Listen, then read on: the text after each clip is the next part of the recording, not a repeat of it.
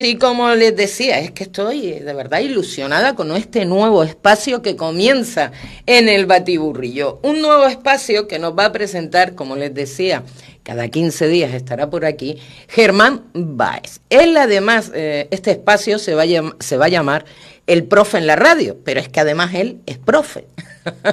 De ahí el nombre. Buenas tardes, Germán, ¿qué tal? Buenas tardes, muy bien. Ilusionado con esta nueva sección. Ajá. Y con ganas de empezar. Muy bien, muy bien.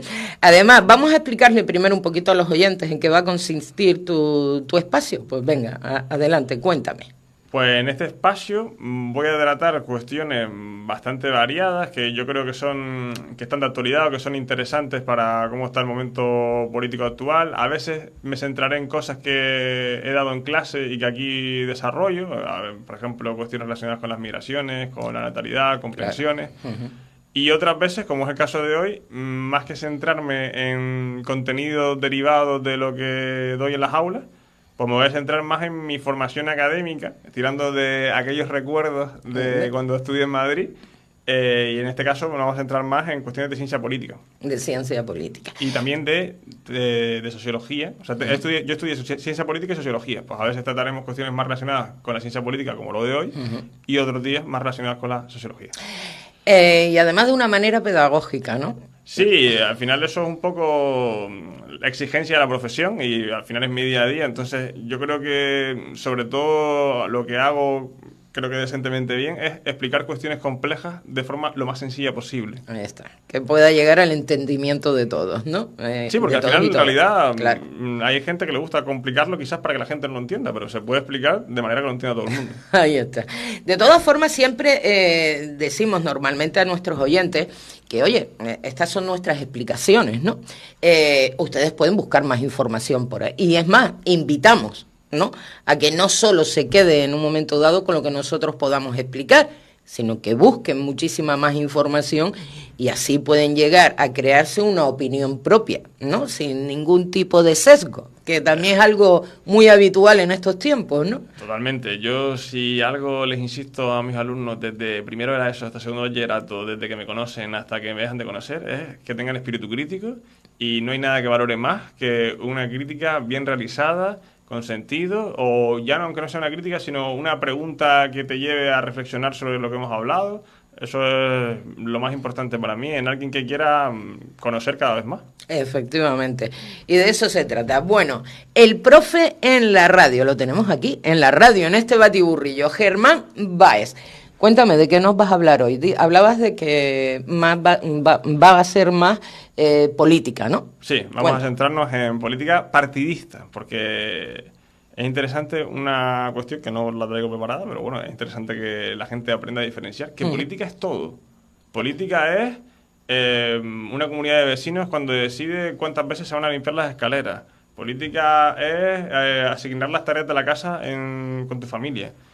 En concreto, cuando hablamos del PP, del PSOE y tal, estamos hablando de política partidista. Lo digo porque hay mucha gente que tiende a decir que es apolítica o que no le interesa la política. Exacto. Y es muy absurdo. Entonces, intenten evitarlo porque no tiene ningún sentido. La política no es más que el arte de relacionarnos entre nosotros y de llegar a acuerdos.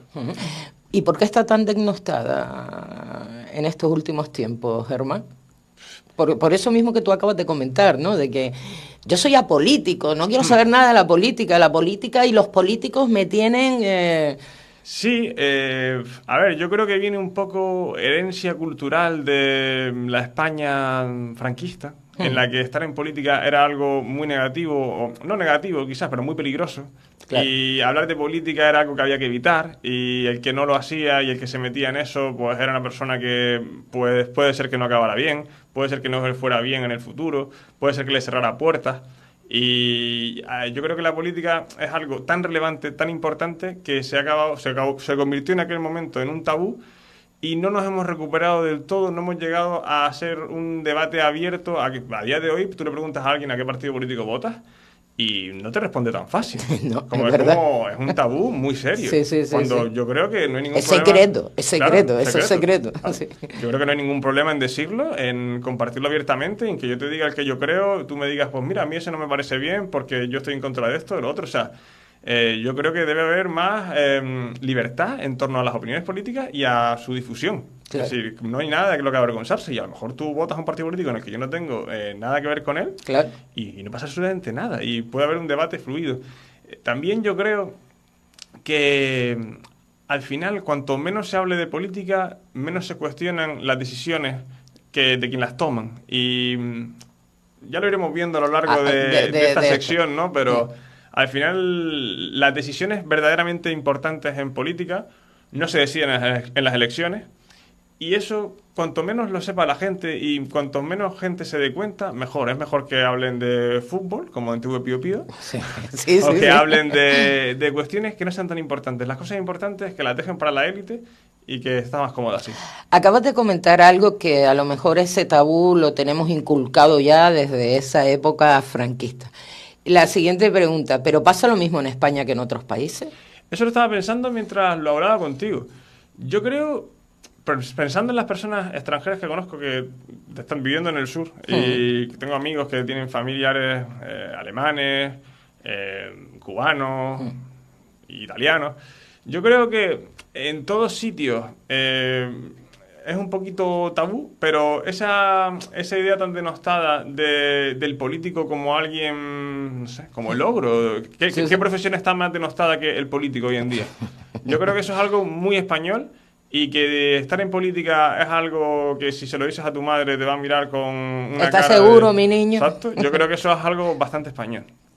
Solo de España, entonces, no, ese problema. No me atrevo a asegurarlo, pero Sí. yo creo que quizás en ningún sitio, porque al final es la persona que gestiona el dinero de todos, entonces es el que más crítica va a recibir en cualquier país. Pero esa aversión al político como profesional y esa aversión a estar en política, a que te miren raro por querer participar en política, yo creo que a lo mejor es más fuerte en España que en otros países. Que en otros países. Bueno, pues adelante, porque además creo que es muy interesante de lo que nos vas a hablar hoy, ¿no? Partido Popular y Partido Socialista. Sí, señor. Yo creo A que es el gran misterio de la política española. Ajá, De hecho, eso de que hablamos está justo relacionado con lo que estamos hablando ahora. ¿Por qué no quieren que hablemos de política? ¿Por qué hablar de política es algo tabú? ¿O por qué es algo que no se debe hacer? ¿Por qué está tan mal visto? Pues porque no quieren que hablemos de cosas como las que vamos a hablar hoy. Vale. Porque todos sabemos que es el Partido Popular, todos sabemos que es el Partido Socialista, sabemos que son los dos grandes partidos de España que han gobernado desde que Adolfo Suárez no gobierna, o sea, es prácticamente la democracia entera. Exacto. Calvo Sotelo fue el último que no fuera de PSOE o PP. Y si vamos un poco a la realidad de los dos partidos a día de hoy, yo creo que, sin estar muy metido, yo por lo menos creo que todos sabemos o podemos ver que PSOE y PP no son tan distintos. Es decir, yo creo que hay más distancia ideológica entre el PP y Vox, por ejemplo. Por ejemplo, porque Vox, entre otras cosas, está en contra del Estado autonómico. Exacto. Eso es un consenso muy amplio en el Estado español. Está en contra del Estado autonómico. Pretenden cortar grandes competencias en todas las comunidades autónomas. Probablemente prohibir cuestiones como el catalán en las aulas. Se llegó a hablar en su momento de euroescépticos, de salir de la Unión Europea. Con eso es un gran consenso entre PP y PSOE. Es decir, las grandes decisiones, los fundamentos del Estado, PP y PSOE los comparten. Sí. También pasa lo mismo por el otro lado. Yo creo que el PSOE está más cerca de PP de lo que está de gran parte de Sumar. Es verdad que Sumar es una amalgama, ¿no?, de 1000 fuerzas políticas. Puede ser que más Madrid esté más cerca, pero en Sumar también está el Partido Comunista de los pueblos de España, o de los pueblos de España, no, el Partido Comunista Español. Bueno, y Yolanda Díaz, su máxima líder, se ha declarado comunista. Ella ahí está. O sea, entonces eso es un modelo de Estado completamente distinto al que proponen PSOE y PP. Por ejemplo, también pretende Sumar y esa izquierda a la izquierda del PSOE pretende cuestiones como nacionalizar sectores estratégicos, nacionalizar la banca, nacionalizar las energías. Es decir, tanto Vox por un lado con el tema de las autonomías, como Sumar con el tema de nacionalizar los sectores estratégicos, por decirte algo, porque luego hay muchas más diferencias, representan modelos de Estado alternativos bastante distintos al modelo de Estado actual, en el cual PP y PSOE han gobernado alternándose y que no han cambiado grandes cosas. Al final sí, hay cambios, hay subidas de salario mínimo, hay cambios, no te digo que no haya cambios. Pero realmente la distancia ideológica entre PP y PSOE no es tan grande. No existen enormes diferencias. No se produce una transformación total en España cuando el gobierno pasa de ser del PSOE a ser del PP. No es así. Bajan un poco los impuestos, o suben, o las pensiones se revalorizan al 3% cuando antes no se revalorizaban. Sí, pero no son mundos aparte. ¿Y en leyes? Porque, hombre, con el Partido Socialista, la ley del aborto, la ley del divorcio, la ley trans, bueno, esta ha sido esta última y ha estado ya con Podemos o Sumar, ¿no? Pero no sé, en leyes sí no ha habido más transformación Sí. con el PSOE que con el Partido Popular. Digamos que, utilizando un concepto marxista, distinguiendo infraestructura de superestructura, la superestructura es aquello, o sea, la infraestructura es aquello donde se producen las relaciones económicas, Ajá. entre los medios de producción, entre el capital y los trabajadores, tal. Esos son los fundamentos del Estado. La banca pública es privada, la vivienda pública es privada, la sanidad pública es privada. Ese es el fundamento, ¿no? Lo realmente, no sé cómo decirte, de lo que deriva todo lo demás, ¿vale?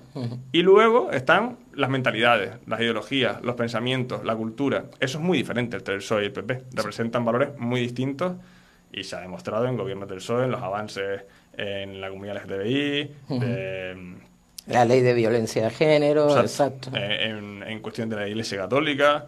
En esas cuestiones que van más allá de lo económico, sí hay realmente diferencias entre el PSOE y el PP. Pero esas diferencias entre el PSOE y el PP se podrían tratar, se podrían negociar y se podrían llegar a acuerdos más sencillos, yo creo, que los acuerdos que se están llegando ahora por necesidad con nacionalistas catalanes, nacionalistas vascos, en el caso del PP si gobernara con Vox, con Sumar con los 16 partidos que hay ahí metidos. Es decir, yo creo que de forma pragmática sería bastante más sencillo formar un gobierno entre PP y PSOE a día de hoy para gobernar, repartiéndose ministerios y gobernando de forma conjunta, que lo que tenemos ahora mismo. Este gobierno del PSOE, con Sumar y sus 1000 parientes, Podemos, Bildu, Junts o Juntos, como dice Diego, Esquerra, el BNG, Coalición Canaria. O sea, eso de ellos lo estamos viendo, no salen los presupuestos, cada 2 por 3 tenemos problemas y al final, sea una ideología o sea de otra, lo que está claro que es un gran problema es la falta de estabilidad política. Estabilidad, hombre, y lo estamos viendo, ¿no? Claro. Lo que ha pasado también recientemente con ese decreto ómnibus, ¿no? Que al final ha tenido que ir troceado y vamos a ver si la próxima semana termina saliendo. Pero entonces, ¿por qué no pueden gobernar juntos tanto el Partido Socialista como el Partido Popular? O a la inversa. Es curioso que nadie se haga esta pregunta, ¿no? O sea, ya asumimos que PSOE y PP no pueden gobernar juntos y cuando salen las elecciones empezamos a sumar. Bueno, PSOE con Sumar, más Junts, más Esquerra, y PP y más Vox, pero ¿por qué no juntos? Y nos ahorramos a 16 partidos y gobiernan 2 partidos que se van a entender mejor que con sus compañeros de bando, por decirlo así. Vale. Lo primero que vamos a ver es que realmente no gobiernan juntos. Vamos a ver cuándo han gobernado juntos y por qué lo han hecho. Vale, venga. Hoy en día, en el Parlamento Nacional, viene sabido que no se ha dado nunca un gobierno de PP y PSOE, ya no en coalición, sino un gobierno de PP y PSOE investido por el contrario, es decir, un gobierno del PP investido por el PSOE, un gobierno del PSOE investido por el PP. Tenemos ahí el caso aquel de la abstención del PSOE que le costó el puesto a Pedro Sánchez y que luego volvió. Vamos, cuestiones que de hecho puntuales y que merecieron que Pedro Sánchez se fuera del partido, o sea, del partido no, se fuera del Congreso y volviera con el coche a recorrerse España para volver. Sí. A día de hoy, en las 17 comunidades autónomas que tenemos, con sus 17 parlamentos, no existe ningún gobierno formado por PSOE y PP o investido por PSOE con PP. Son 17 parlamentos. O sea, no tenemos ni en el Parlamento Nacional en nuestra democracia, ni tampoco lo tenemos en ninguna de las 17 comunidades autónomas, que son bastantes. Para ver un gobierno investido por PP o PSOE a nivel autonómico, tenemos que remontarnos al 2009 País Vasco. Ajá. Época en la que todavía existía ETA, y en aquel momento PP y UPyD votaron a favor del gobierno de Patxi López para hacerle el endacari. Sí. También teniendo en cuenta Navarra, teniendo en cuenta Unión del Pueblo Navarro, a UPN, también votaron a favor de un gobierno del PSOE de Yolanda Bárcena. Pero fuera de esta excepcionalidad del País Vasco, año 2010, época que es un contexto político muy determinado porque está ETA y entonces como que se ven PP y PSOE obligados a tener que pactar entre ellos para evitar gobiernos nacionalistas en el País Vasco. Ese es el único caso en el contexto autonómico, que al final es donde reside el verdadero poder del Estado, en el gobierno de España y en los gobiernos autonómicos. Claro. Ya luego el poder de un cabildo, el poder de un ayuntamiento baja bastante. A nivel provincial también tenemos el caso de Álava en 2011, también una cuestión del contexto vasco, y así más reciente, el caso más importante es una cuestión canaria, en el Cabildo de La Palma, Sí. donde se encontró un pacto entre PP y PSOE. Fue en 2019 cuando PP y PSOE realizaron una moción de censura a Coalición Canaria Sí. para investir al presidente del Cabildo de PP. Del Partido Popular, efectivamente, sí. Ese es el caso, pero fíjate que al final el Cabildo de La Palma, una isla en la que viven 80.000 personas. Y es con diferencia el mayor acuerdo que se ha dado entre PP y PSOE desde el 2011. Y fuera de ese contexto político tan fuerte como era ETA en el País Vasco, porque Sí. siempre se habían dado, pero eso en el País Vasco, Sí, sí, sí. no fuera de ese territorio, ¿no? Sí, sí, fue Claro. una anomalía bastante importante lo de La Palma, porque no se había dado fuera del contexto del País Vasco y se dio justo en La Palma, pero ya fuera del nivel autonómico. Sí. Ya en un nivel de cabildo de La Palma, ni siquiera en un cabildo de Isla Mayor. Exacto. Y luego está el diverso mundo de los ayuntamientos, que claro, ahí todo puede pasar, ¿no? Hay 8.132 municipios en España. Existe alguno que otro donde gobiernan PP y PSOE, sobre todo en Cataluña, porque allí el contexto político es diferente, al estar Junts, al estar Esquerra, se ven un poco lo mismo, obligados a unir intereses contra Los nacionalismos otras fuerzas. o independentismo, ¿no? Y porque, claro, al final estamos hablando de 8.000 municipios, no sé cuántos habrá en Cataluña, pero habrá muchísimos. Entonces las mayorías que se pueden dar en cada uno de esos municipios son muy variadas. Y aquí en Gran Canaria también, ¿no? Y aquí en Arico tengo yo puesta, en Tenerife, que también hay un gobierno de PP y PSOE. ¿Aquí dónde? Y aquí no fue en Teror. No lo En Teror estuvo gobernando el Partido Popular y el Partido Socialista. Juntos, compartiendo concejalía. Sí, también. Pues sí, en el y diverso- se repartieron hasta la alcaldía, si mal no recuerdo, en el anterior mandato. Creo que también en el 2019. Bueno, verificaré este dato, pero si mal no recuerdo fue así. Sí, a nivel municipal puede darse. De hecho, a nivel municipal hay que destacar que existen cosas muy extrañas. O sea, para que entendamos que se puede dar a nivel municipal un gobierno de PSOE y eso no rompe con la dinámica que hablamos de que prácticamente nunca gobiernan juntos, porque es que a nivel municipal se puede ver cosas como que PP y Junts gobiernan algunos municipios de Cataluña. Otros, hay un municipio en Toledo que se llama La Guardia, gobernado por PP y Podemos. Sí. Ese sí sorprende más todavía. Sí, sí. Busqué así casos Sí, sí, variados. sí, sí. Collado Mediano en Madrid, que gobiernan PSOE y Vox. Municipio no lo tengo aquí. Y luego en Montehermoso, que este es el caso más loco de todos, Montehermoso Cáceres, una población de 5.700 habitantes, hubo un pacto de gobierno entre una coalición de Izquierda Unida y Podemos junto a Vox.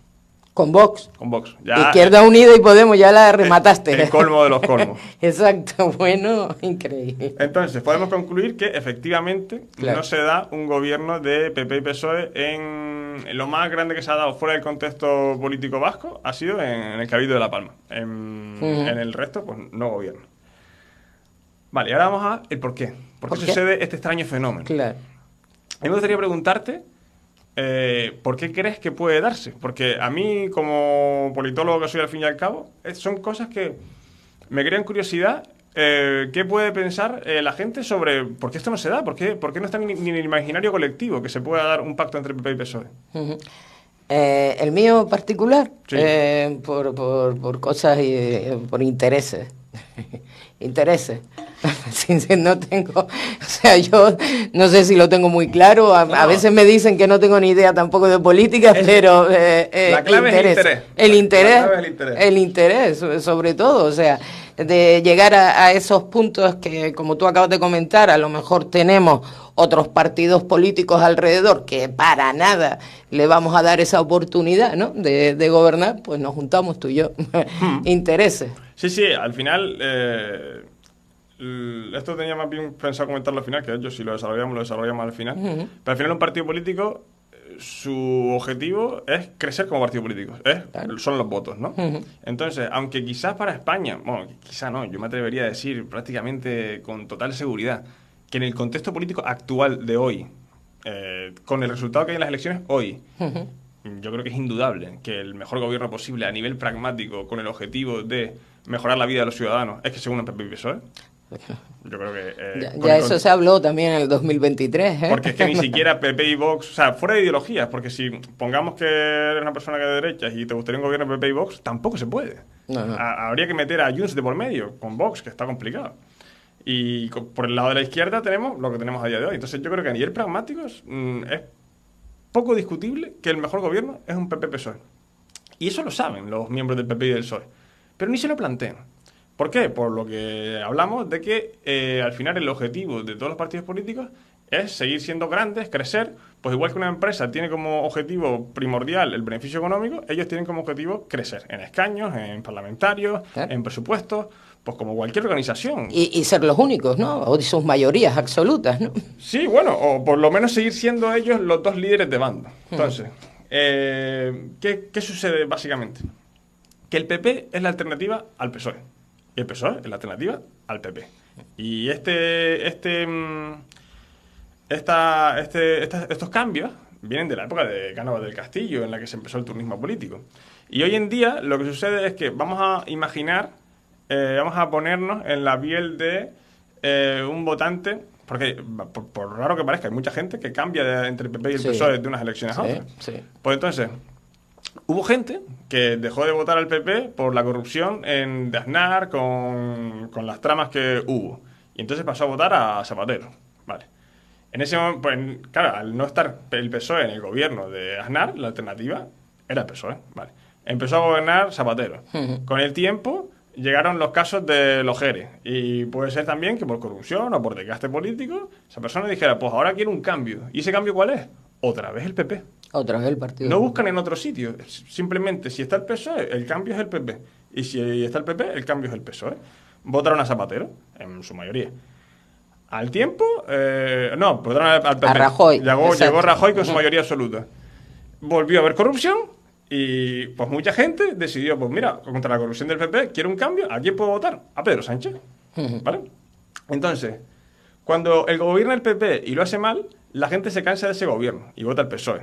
Y viceversa. Y así ya sucediéndose los gobiernos en España desde el 82. Sí. Es decir, ojo que la estrategia no les sale mal. Estamos en 2025 ya. Han pasado, ¿qué? 43 años. Sí. Con esa estrategia. Le funciona. Es que no le podemos pedir que la dejen de usar, porque es que gracias a esa estrategia llevan turnándose el gobierno en España 43 años. Bueno, por eso está ahora otra vez R el Partido Popular con el Partido Socialista, que es corrupto, que es corrupto, que es corrupto, que es corrupto, ¿no? Ahora vamos a ver también, es interesante, ahora voy a poner algunos ejemplos históricos de algunas veces que ha pasado que los dos partidos hegemónicos, que la hegemonía ha muerto, para que por lo que sea este turnismo entre el centro derecha y el centro izquierda ha muerto, y vamos a ver por qué murió, y vamos a ver, eso va a explicar también por qué hace lo que hace... por qué se comporta como se comporta, tanto el PP como el PSOE. Pero primero te quería comentar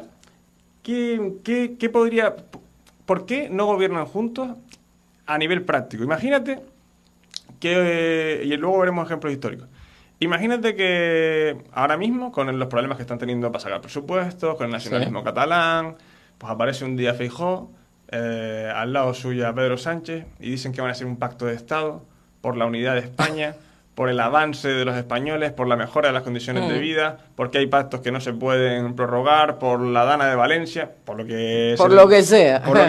El relato, por haber el relato que nos venden. Y cogen y dicen, mira, fuera los 17 partidos que van con Sumar, fuera nacionalismo catalán, el chantaje catalán, que para quien no se haya dado cuenta todavía, es una auténtica barbaridad, o sea, es... un grupo político que se dedica a privilegiar a una comunidad privilegiada, o sea, es lo más antiizquierda que existe, coger a una comunidad autónoma rica y pedir y exigir y chantajear pidiendo privilegios para esa comunidad autónoma rica, o sea, es un despropósito.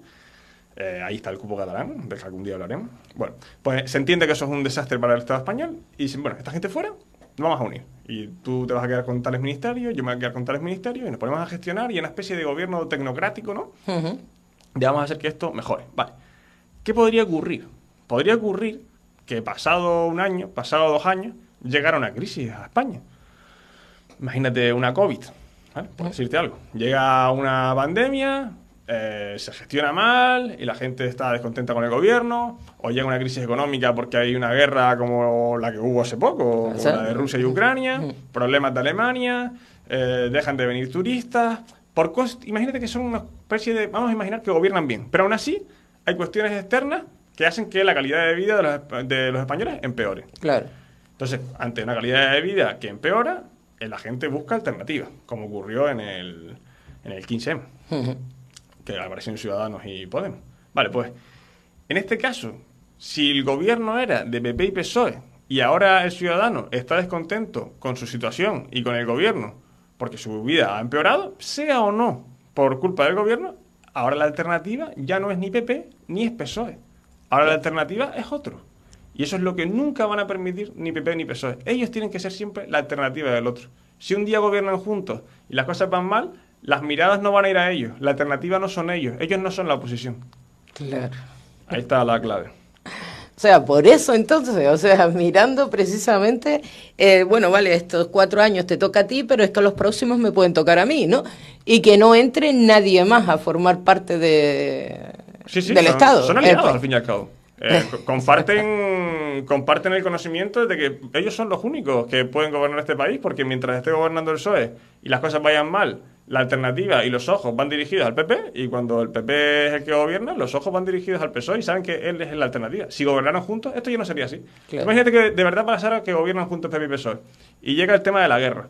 Y empezamos a perder recursos, y empezamos a ver que la luz se pone muy cara, que la comida sube muchísimo de precio, que se tiene que aprobar que vaya más gente al ejército.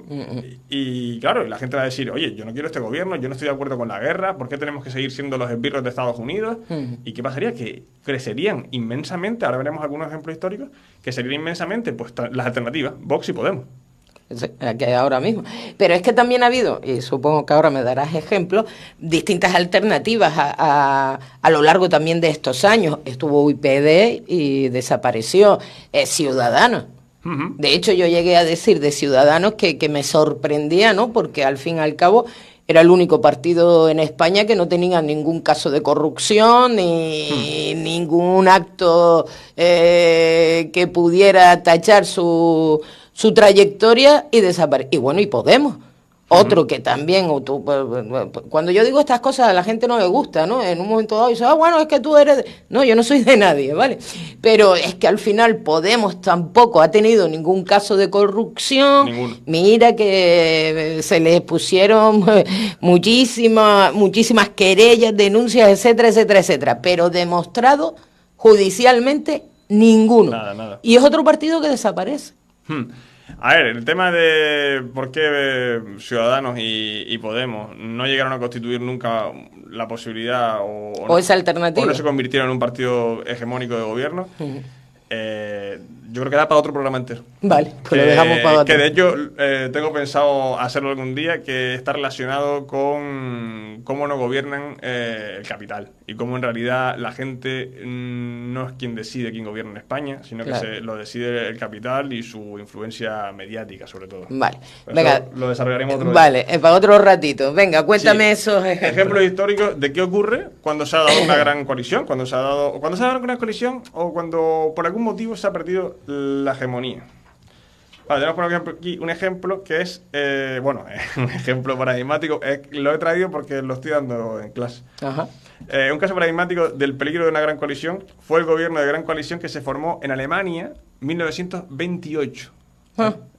Épocas convulsas de la historia. Exacto. Al frente del mismo se situaba el Partido Socialdemócrata junto al Partido de Centro y el Partido Popular de Baviera y el Partido Democrático Alemán y el Partido Popular Alemán. Se juntaron los socialdemócratas, el Partido de Centro, el Partido Popular de Baviera, que es una región muy rica y fuerte en Alemania, Partido Democrático Alemán y Partido Popular Alemán, también la centro-derecha. Entonces, todos juntos, porque en un momento que es 28 es previo al crash del 29, y también es época de que Alemania viene de crisis importantes, ¿vale? En esas elecciones, los nazis, que ya existían, el NASDAQ, obtuvo un 2,63% de los votos. ¿Vale? Y el partido... Y luego, claro, esto es 1928. Nazis, 2,63%. Y luego llega el crack del 29. Lo que te decía antes, una cosa que no tiene que ver con lo que estaban haciendo en Alemania. Es una crisis que se da en Estados Unidos, de la bolsa, de cuestiones relacionadas con que es el inicio del capitalismo y da lugar a errores. Y llega el crack del 29. La gente mira a su gobierno y ve que allí están los socialdemócratas, que están los conservadores, que están los de centro y que ellos ya no suponen la alternativa porque ellos son el gobierno. Y sin embargo han visto que su nivel de vida ha bajado a, pues imagínate lo que bajó el nivel de vida de Alemania en el crack del 29, que además venía del desastre de la Primera Guerra Mundial. Y en las elecciones de 1930, 2 años después, ya los nazis eran la segunda fuerza política. Y seguidos de los comunistas. Mira, lo que no sabía yo que eran seguidos de los comunistas. Bien. Sí, los comunistas eran muy fuertes en esta época. Entonces, tenemos aquí el caso de una gran coalición, todos los partidos juntos remando por el objetivo de mejorar el bienestar de los alemanes, una crisis externa, la alternativa se convierte en los nazis y los comunistas. Y de ahí en adelante la historia es sabida. Sí. A veces, aunque yo creo que hay que seguir recordándola en ocasiones, bueno, porque tiene toda la pinta. Acabó llegando Hitler al poder con una fuerte mayoría democrática, con un 42-43% de los votos. Vamos a otro caso, un caso que seguro que despierta interés aquí en Canarias. Venezuela. Avanzando en el tiempo encontramos la Venezuela de los dos partidos hegemónicos que se llamaban Acción Democrática y COPEI. Estos son los nombres de los partidos políticos que se repartieron y se alternaron en la política venezolana, al estilo PP y PSOE en España, desde 1958 a 1993. Es decir, hasta llaves. Aquí hay un artículo de la Jotdown de Octavio Medina que voy a leer porque es interesante. Las elecciones presidenciales del 93 dejaron a la Acción Democrática con un resultado desastroso, perdiendo casi 30 puntos y pasando del 53% al 23%. Es decir, se da un palo a Acción Democrática. La pregunta natural es, ¿por qué COPEI, la alternativa, no constituyó una alternativa de gobierno entonces como lo había hecho en otras ocasiones? La respuesta es que los votantes habían pasado a identificar a Acción Democrática en el mismo paquete ideológico. Es decir, mientras que en los 70 y 80 Acción Democrática siempre puntuaba más a la izquierda que COPEI, en los 90 los votantes situaban a ambos partidos en la misma escala ideológica, en el 6,5 en la escala de 1 a 10. Es decir, ya no se trata solo de que gobiernen juntos, es que no tienen ni que parecer que son similares. De ahí, ahora sigo con eso. Básicamente, aquí lo que nos sigue diciendo es que la deriva que se dio en Venezuela en este momento, pero se da también en Europa hoy de hoy, hacia la derecha, hacia la neoliberalización de los partidos socialdemócratas, del SPD alemán, de los socialdemócratas franceses, del PSOE antes de la llegada de Sánchez. Bueno, que en España siempre hemos sido un poco diferentes en este sentido y nos hemos mantenido... El PSOE no ha dado grandes pasos hacia la derecha, aunque bueno... Si vemos previo a Felipe González, sí, ¿no? Económicamente, ¿no? Sí. Pero digamos que en España, por eso en España el PSOE sigue siendo un partido hegemónico, porque no dio esos pasos. En otros países el PSOE se ha visto incitado a ir caminando hacia la derecha y eso le ha hecho perder su lugar hegemónico. De hecho, el único gran país que hay en Europa gobernado por un partido socialdemócrata es España. Sí. Sí, luego está el semáforo alemán, pero está el PSOE de allí, el SPD, con los verdes y con los liberales. Sí. O sea, es una gran coalición que además se va a pegar un leñazo fuerte en las elecciones que va a haber el 23 de febrero. Bueno, pues lo que sucedió tras esa evolución de Acción Democrática hasta parecerse a COPEI, es decir, esa evolución en la que el partido de izquierda de Venezuela se acabó pareciendo mucho al partido de derecha de Venezuela, fue que entonces perdieron la hegemonía y la gente ya les vio como algo similar, como el mismo tipo de gobierno y buscó una alternativa fuera, Chávez. 40 años más tarde. Y esa alternativa fue Chávez. Entonces, el caso venezolano nos deja dos enseñanzas muy interesantes. No solo los grandes partidos no deben gobernar juntos, sino que tienen que parecer diferentes. Claro. Eso es muy importante. O sea, no solo que no estén juntos, es que tienen que parecer distintos, porque en el caso de Venezuela, solo por parecer similares, sin haber gobernado nunca juntos, ya la gente entendió que eran lo mismo y buscaron la alternativa fuera. Si pensamos en el 15M, Era un lema mítico de esas manifestaciones, era PSOE-PP, la misma mierda es.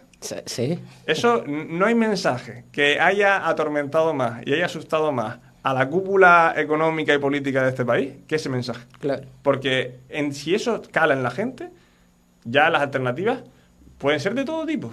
Te puedes encontrar cualquier cosa. Ya no es un partido de régimen, un partido hegemónico, un partido de élite que ya sabemos lo que te puedes esperar de él. Y lo que más le gusta al poder económico es, por lo menos, saber qué me puedo esperar. Me podrá gustar más el PP, me podrá gustar más el PSOE, pero los conozco. Ahí está. Y sé lo que me va a deparar con ellos, ¿no?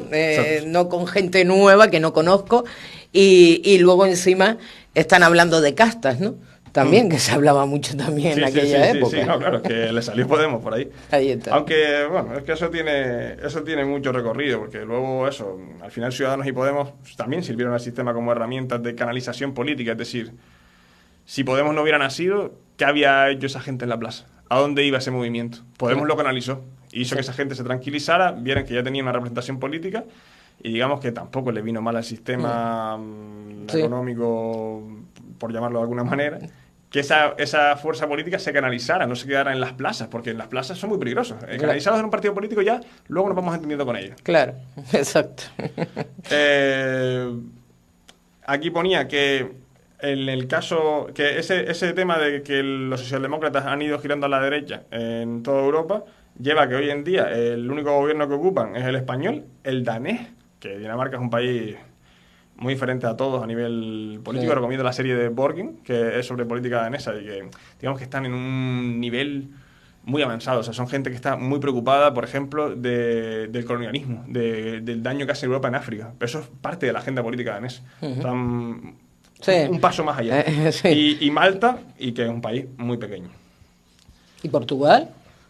¿No? Ah, bueno, Portugal... Portugal ahora mismo ya no. Ya no, es verdad, estuvo mucho tiempo, es verdad, sí. Vale, entonces, esto nos da pie a entender por qué no se ponen más de acuerdo PP y PSOE. Y por qué hay tanta crispación. A veces decimos, no, es que hay mucha crispación en la política española, están todo el día enfadándose ahí en el Congreso, gritándose, haciendo rollos. ¿Por qué la política no es más sosegada? ¿Y por qué no se tratan como adultos y llegan a acuerdos que pueden llegar perfectamente? De hecho, cuando hace falta, por lo que sea, por la pandemia o por la guerra, la deuda. Cuando hace falta de verdad, se sientan allí los asesores de uno, los asesores de otro, y llegan a un acuerdo y punto, como profesionales que son. Exacto. Ahora, ellos saben que para poder seguir siendo el PSOE la alternativa del PP y el PP la alternativa del PSOE, tienen que parecer enfrentados. Tienen que parecer enemigos. Y entonces tienen que hablarse mal, tienen que enfadarse el uno con el otro. No pueden llegar a pactos. Porque si llegan a pactos y se tratan bien, les va a ocurrir lo que les ocurre a los partidos socialdemócratas de Europa. Que van a entender que son el mismo tipo de gobierno y van a buscar una alternativa fuera de PP y PSOE. Y van a perder esa maravillosa hegemonía que llevan 43 años gobernando este país. Efectivamente. Bueno, muy interesante y no conocía yo la parte esta de Venezuela y ese artículo que acabas de contarnos, ¿no? Y es verdad, como tú estabas comentando, el 15M, ¿no? Esas castas y hablaban de eso, ¿no? Partido Socialista y Partido Popular lo mismo es. Lo mismo es, entonces claro, eso hacía cambiar el chip de la gente, y bueno, y hubo un cambio también, porque date cuenta también después del 15M, no solo nació Podemos, también apareció Ciudadanos y hicieron tambalear también un poquito los cimientos del Estado, ¿no? Sí, digamos que Podemos nace. O sea, si tú tiras un poco en tu memoria, verás que Podemos no nace de las calles tampoco. O sea, sí, está el 15M y tal. Pero al final quien lo canaliza es Pablo Iglesias. Sí. Pablo Iglesias está en un plató de La Sexta. No está en una universidad subido a una mesa. Está en el programa más seguido, con más audiencia de la política en España. Sí. Que era La Sexta Noche de aquel momento. Sí. Eso no es casualidad. Muchas veces se piensa, no, pero es que a los periodistas que están en los espacios políticos de la televisión, ¿les dicen lo que tienen que decir? No. Ahora, están allí porque saben lo que van a decir. Pablo Iglesias estaba allí porque sabían lo que iba a decir y en ese momento les interesaba que lo dijeran. Cuando les dejó de interesar que Pablo Iglesias estuviera allí, dejó de estar allí. Y cuando fue necesario hablar de que a Podemos le financiaba Irán y de que a Podemos le financiaba Venezuela, de no sé qué beca de Rejón, que nunca se supo muy bien qué pasó con aquella beca, pues los medios de comunicación estuvieron por todos lados con el tema de la beca y de la financiación de Venezuela y de Irán, que nunca se confirmó porque no existía. Ya lo acabamos de iba a financiar decir. Irán a Podemos. Ahí está. Bueno, y todavía a día de hoy más de uno sigue pensando que está financiado por Irán, ¿eh? Y te lo comentan abiertamente y en cualquier tertulia televisiva o de radio. Sí. Lo dicen abiertamente. Porque al final la gente... pues yo se lo digo mucho a mis alumnos cuando les explico cuestiones así un poquito complejas, pero que en realidad se entienden bastante sencillo. Lo que te acabo de explicar yo creo que se entiende bastante sencillo, ¿no? ¿Por qué no gobiernan PP y PSOE juntos? Y la gente, y luego mis alumnos lo que me preguntan es, profe, ¿y esto la gente no lo sabe? Pues no. ¿Por qué? Porque yo les pongo el ejemplo de mi padre. Mi padre es camionero. Mi padre se levanta a las 6 de la mañana, se va a trabajar, coge un camión a las 7 de la mañana, termina de trabajar a las 6 de la tarde, llega a su casa a las 7:30, friega, pondrá la lavadora, comerá, cenará, se preparará la comida al día siguiente y duerme, punto. Se pone la tele 45 minutos, una hora y se pondrá algo que le distraiga. Tampoco quiere estar ahora pensando en cómo arreglar el mundo. Se pone una película ahí que le pongan en cualquier canal y ya está. Y la gran mayoría del electorado de este país vive así. No estudió ciencia política y sociología en la Universidad Carlos III de Madrid, ni es profesor de historia, ni tiene una radio. Claro. No es eso. La gente normal no vive así, ni está tan preocupada de esto. Está en otras cosas. Y entonces ahí es donde gana fuerza el poder de los medios y que mensajes como... y que misterios como por qué PSOE y PP no gobiernan juntos, pues no se planteen. Y en una mesa de radio fuera de aquí o en cualquier televisión, nadie se lo va a preguntar. Nadie va a decir, oye, ¿y si cogemos los catalanes y los vascos, pasamos de ellos y nos sentamos nosotros? ¿Se gobierna PSOE? Hombre, aquí sí lo hemos hablado, ¿eh? En más de una tertulia. Sí. Lo hemos llegado a plantear. Lo que pasa es que nunca nadie había dado pues tu parte que nos acabas de dar ahora como politólogo, ¿no? Ojo, cuidado, porque si gobiernan ellos dos juntos, pues son lo mismo. La alternativa es otro. La alternativa llegaría a ser otro, ¿no? Entonces eso es lo más peligroso, para ellos me refiero, tanto para una formación como para la otra, que pueda haber otra alternativa en este panorama en el que jugamos tú y yo solos. Claro, si solo está él, pues ya sé que en el futuro me va a tocar a mí. Y entonces el auge de los nacionalismos, porque cada vez es más, ¿eh? El auge del nacionalismo en España. En España, claro. A ver, el auge del nacionalismo en España se debe a una perversión del sistema político. O sea, es que el sistema político está, yo creo que mal diseñado, porque lo que hace es, por ejemplo, vamos a pensar en el caso de el voto racional. El voto racional de un canario a día de hoy, y yo lo digo como persona que, sinceramente, abriéndome en canal, para mí el nacionalismo es el principal problema del mundo. ¿Sí? Así te lo digo. O sea, creo que los grandes problemas del mundo a nivel económico, con el tema de los aranceles ahora de Estados Unidos, pero también con las guerras y los grandes enfrentamientos del ser humano desde el siglo XIX, son por el nacionalismo. Al final yo creo que el nacionalismo sustituyó la religión como excusa para enfrentarse las élites. Es decir, antes yo siempre digo a mis alumnos, está muy feo decirle a 20.000 hombres que vayan a matar a esos 20.000 hombres porque yo quiero ser el dueño de ese terreno. Entonces, como eso está muy feo, te voy a decir que es por el Dios no sé qué. Y ahí van ellos, porque si mueren irán al cielo. Pues cuando la religión dejó de tener fuerza, ahora ya la excusa para yo apropiarme de ese terreno y enviar a miles de hombres a la guerra, ya no podía ser la religión, fue el nacionalismo. Mi tierra, ¿no? La patria, exacto, por los valores de la España, del Imperio Español. Y sí. Entonces, yo que soy una persona totalmente antinacionalista, te digo que el voto racional de un votante hoy en día en Canarias es votar nacionalismo, es votar Coalición Canaria, es votar Nueva Canarias, me da igual, o que vayan juntos. ¿Por qué? Porque van a llegar al Congreso de los Diputados y le van a decir al PP y al PSOE que te faltan 3 escaños, aquí los tienes. ¿Qué quiero a cambio? Cosas para Canarias. Claro. Entonces, los catalanes y vascos lo han visto claro. Han dicho, oye, es que sí, yo puedo ser socialdemócrata, yo puedo ser conservador, yo puedo ser liberal, pero a mí quien me trae beneficios para este país, para esta comunidad autónoma, son los partidos nacionalistas. Entonces, ¿qué ocurre? Que tú votas a Junts en Cataluña y tú sabes que te va a traer logros. Ahora se van a traer Bueno, ahora en el País Vasco, en el decreto ómnibus porque ya el País Vasco, yo creo que el PNV ya no sabe qué pedir. Claro. De todo lo que le han dado ya no sabe qué pedir, y ahora están con el palacete. El palacete, Pues sí. palacete para el PNV. O sea, es que pidan lo que pidan, se lo van a dar, porque es que si no, no aprueban las leyes que quieran sacar adelante. Entonces, el electorado vasco y catalán, y gallego ya también, se ha dado cuenta de que el voto nacional es votar nacionalismo, porque es el voto que, sea de la ideología que sea, mejor le va a tu comunidad autónoma. Claro, va a conseguir. Bueno, acuérdate que en las últimas también apareció Teruel existe. No, es que ya Teruel parece... existe, está todo, claro. Ahora es tonta, la comunidad autónoma que no tiene un partido nacionalista es bobo, y ellos se han dado cuenta y lo explotan. Además también, como ellos ya ven los resultados de este tipo de políticas, pues lo siguen haciendo. Algo parecido pasa en Canarias con Casimiro Curbelo y La Gomera.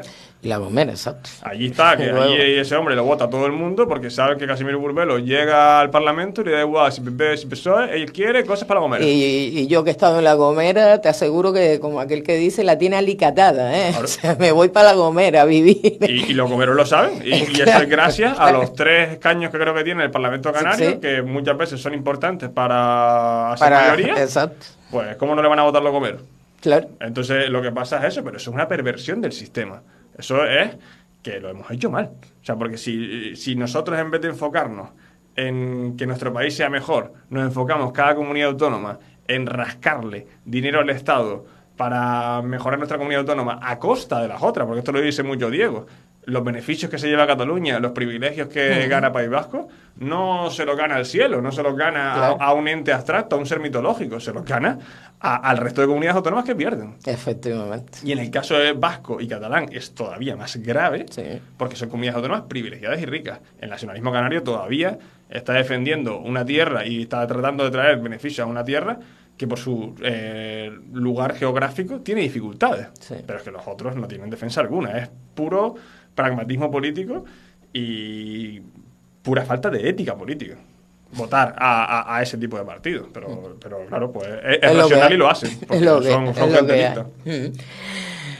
Bueno, Germán, pues mira, muy bien, profe, hemos aprendido algo. Creo que hemos aprendido algo, por lo menos yo he aprendido algo, porque yo también era una de las que debatía aquí y en un momento dado preguntaba, oye, pues que lleguen a acuerdo esos dos grandes partidos de Estado en un momento dado, porque al final se trata por el bien de absolutamente toda la ciudadanía, ¿no? Y ese run también que hay, ese, bueno, ellos se pelean en ese patio de colegio, pero después están tomándose en la cafetería el café juntos, ¿no? Y yo te lo pago a ti o tú me lo pagas a mí. O sea, tienen una crispación de toda la sociedad en la calle, pero después tú y yo nos vamos de copa juntos, o sea... Claro, porque es todo falso, impostado. Es que ellos al final son Teatro, personas ¿no? que Puto teatro. se llevan con sus compañeros de trabajo como me llevo yo con los míos. Tener una relación cordial, pues como dos personas adultas que Exacto. trabajan en el mismo sitio. Ahora, de cara a la Cámara, tienen que parecer partidos muy distintos para seguir siendo la alternativa el uno del otro. Germán Báez, te seguimos también por TV Pío Pío. Sí, señor, en retransmisiones de la Unión Deportiva Las Palmas, en Ajá. TikTok, en Twitch y en Instagram. Y también en partidos importantes como este sábado, Ajá. que espero volver a intentarlo. Intentar retransmitir aquí en Radio Faro, que anoche... que se Oye, intentó ¿cómo ayer. quedó? Al final... Perdió Las Palmas 2-1. Yes. Se intentó ayer, pero hubo problemas técnicos normales. Cuando yo creo que todo lo que he intentado hacer por primera vez siempre me ha salido mal. Bueno, Entonces se volverá a intentar. Y este sábado a las 5:30 tendremos Las Palmas Villarreal. Y luego, que eso ya no será en Radio Faro, pero seguiremos en Twitch, TikTok e Instagram, directo en TikTok y en Twitch, con el Atlético Madrid-Real Madrid. ah, mira que te gusta a ti el fútbol, ¿eh? Sí, te gusta. Bueno, y entre el Madrid, Las Palmas está claro que tiene que ganar, pero entre el Madrid y el Atlético, ¿quién? El Atlético. Mi padre del Atlético, mi abuelo del Atlético, y después de Las Palmas, mi equipo es el Atlético de Madrid. El Atlético. Me tocó sufrir por los dos lados. Por las dos partes, ¿no? Sí. Vale. Pues nada, el sábado te volvemos a escuchar a través de ese canal TV Pío Pío, a Germán Báez, pero y además con todos esos que te acompañan a la hora de retransmitir esos partidos de fútbol, que es fantástico, ¿eh? Anoche lo poco que pudimos oír nos gustó. Y aquí te volvemos a ver en el batiburrillo como el profe en la radio dentro de 15 días. ¿no? Exacto. Sí, justo el martes dentro de 2 semanas tengo reunión de tarde, pero se podrá hacer el miércoles, por ejemplo. Ah, pues vale, ya lo vamos hablamos, hablando. ya lo hablamos, ¿no? ¿Lo que nos adelantas de qué vas a hablarnos o no? ¿O todavía no? Depende de lo que quiera. Yo te De la plantearé actualidad. varios temas y el La que más te actualidad. cuadre, como por ejemplo en este caso lo de PP y PSOE porque no gobiernan juntos, venía muy a cuento por el tema de cómo está el chantaje nacionalista y tal, pero me puedo adaptar. Te puedes adaptar. Bueno, pues ya lo adelantaremos. Germán, muchísimas gracias, ¿vale? Gracias a ti por ser este espacio y porque este mensaje pueda llegar a más gente. A mucha más gente. Eso es lo que intentamos. Y ahora tomen ustedes sus propias decisiones. Ojo, ¿vale? Hasta la próxima, Germán.